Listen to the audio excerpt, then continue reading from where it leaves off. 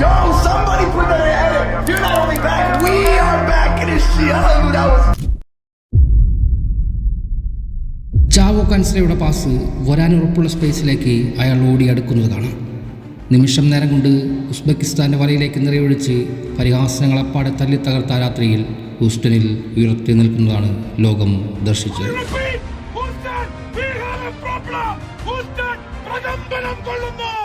മൈതാനത്തിൻ്റെ ഒത്ത നടുവിൽ നിന്നും അയാൾ കംബാക്ക് എന്ന് ഉച്ചത്തിൽ വിളിച്ചു പറയുന്നത് കാണാം. 2022 ഗാനയ്ക്കെതിരെ പെനാൽറ്റിയിലൂടെ നേടിയ ആ ഒരൊറ്റ ഗോൾ മാത്രമായിരുന്നു അയാൾക്ക് ആ വേൾഡ് കപ്പിലാകെ പറയാനുണ്ടായിരുന്ന നേട്ടം. പിന്നീട് അയാൾ നേരിട്ടതും മറുപുറത്ത് അന്നേരം 7 ഗോളുകളടക്കം ഒടുവിൽ കിരീടം ചൂടി മെസ്സി അവസാനിപ്പിക്കുമ്പോൾ ഗോട്ട് നെറ്റ് ബീറ്റ് അവസാനിച്ചു എന്നാണ് പലരും വാദിച്ചത്. പക്ഷേ അന്നു മുതൽ ഇന്ന് വരെയും അയാൾ ഇവിടെ തന്നെ ഉണ്ടായിരുന്നു. പലരും അത് മറന്നുപോയിരുന്നു. തീർന്നുവെന്ന് ലോകം ചിന്തിച്ചതിന് ശേഷമുള്ള കരിയറിലും വീണു പോയിരുന്നില്ല അയാൾ. വളച്ചൊടിച്ച് പറയും പോലെയല്ല കാര്യങ്ങൾ. 7 മത്സരങ്ങൾ കൊണ്ട് അയാളുടെ കരിയറിന് ഡിഫെൻഡ് ചെയ്യാൻ സാധിക്കില്ല എന്ന് തന്നെയാണ് അതിനർത്ഥം. കഴിഞ്ഞതെല്ലാം മറന്ന് കഠിനാധ്വാനം കൊണ്ട് മുന്നേറുകയാണ് അയാളുടെ രീതി. കോങ്കോയുമായുള്ള മത്സരത്തിനും പരിഹാസനത്തിനും ശേഷം ഗോട്ട് ഡിബീറ്റ് അവസാനിച്ചു എന്ന തലക്കെട്ടിൻ്റെ ഉച്ചയിൽ ചവിട്ടിയുള്ള തിരിച്ചു വരവ് അത് നിങ്ങളെ ഓർമ്മിപ്പിക്കാൻ കൂടിയായിരുന്നു. അതെ, ഞാനിവിടെ തന്നെയുണ്ട്. പലരും മറന്നുപോയതിനെ ഒരിക്കൽ കൂടി ഓർമ്മിപ്പിക്കാനായിരുന്നു ആ കംബാക്ക് എന്ന് വിളിച്ച് ഓർമ്മിപ്പിച്ചത്. മത്സരശേഷം അതിനെക്കുറിച്ചുള്ള ചോദ്യത്തിന് മാധ്യമങ്ങളോടുള്ള അയാളുടെ മറുപടി അങ്ങനെയായിരുന്നു. എക്കാലത്തും മേജർ ടൂർണമെൻറ്റുകൾ വരുമ്പോഴെല്ലാം സർവ്വ മീഡിയകളും അയാൾക്ക് പുറകെയാണ്. 2016 ആദ്യ 2 കളിയും തോറ്റു നിൽക്കുമ്പോൾ കിട്ടിയ പെനാൽറ്റി മിസ്സാക്കുകയും ചെയ്യുമ്പോൾ അയാൾക്ക് ചുറ്റും വേട്ട നായ്ക്കളെപ്പോലെ അന്നുമുണ്ടായിരുന്നവർ.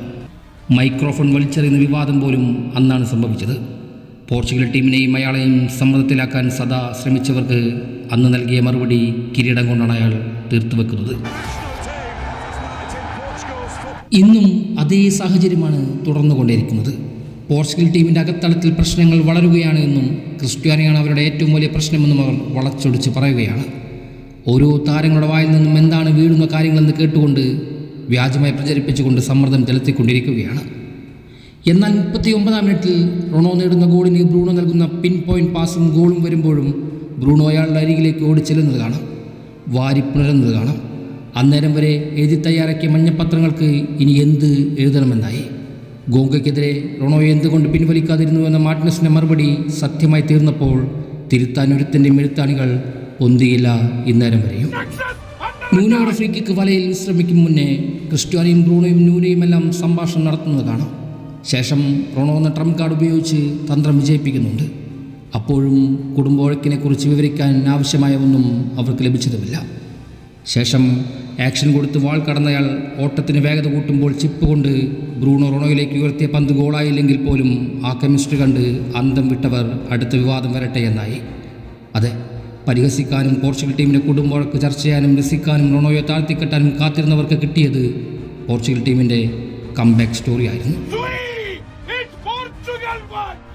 ഇനിയും ഒന്നും അവസാനിച്ചിട്ടില്ല എന്നറിയാം. കൊളംബിയയെ മറികടന്നാലും ഇല്ലെങ്കിലും വരുന്നത് മഹായുദ്ധങ്ങൾ തന്നെയാണ്. നേരിടേണ്ടത് വലിയ ടീമുകളെയും. അപ്പോഴും ഇത്തരം കെട്ടുകഥകളും വിവാദങ്ങളും അയാൾക്കും ടീമിനുമൊപ്പം ഉണ്ടാകുക തന്നെ ചെയ്യും.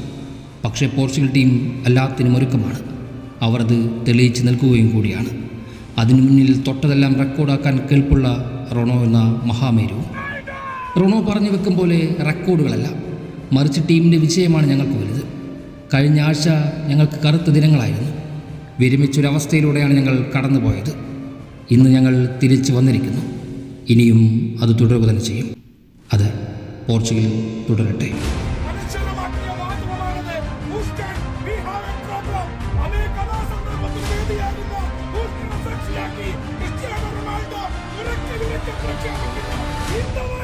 Messi